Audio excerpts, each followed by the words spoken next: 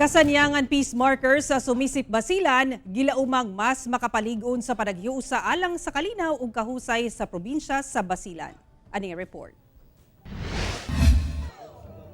Isip simbolo sa malungtarong panaghiusa sa Basilan Province, gimuntar kining kasanyangan peace marker nga nahimutang sa rotonda sa Barangay Mahatalang sa sumisip Basilan.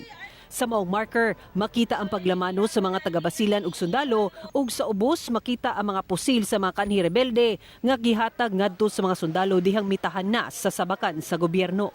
Ang unveiling sa maong marker gitambungan ni Defense Secretary Carlito Galvez Jr. kinsa Brigade Commander Sub kaniadto sa Philippine Army ug nahimong saksi kung unsa ang sitwasyon sa Basilan. Na it symbolizes yung hardship and aspiration of the Basileños to finally have a peaceful community in Basilan. We will make sure that that ambition and aspiration on moving up again, yung tinatawag nating rest back Basilan, na at least nakita natin na we will go back to its path towards peace.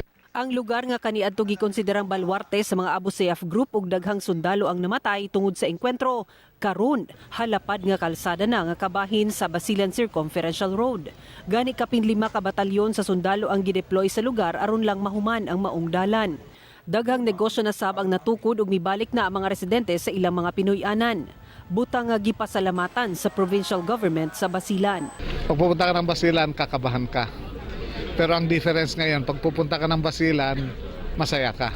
At saka yung na-appreciate nilang peace and security to yung economic development is parang nilagay namin isang simbolo na.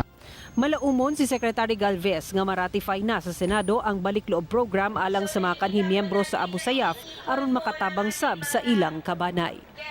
Ako si Sara Hilomen Velasco para sa One Mindanao.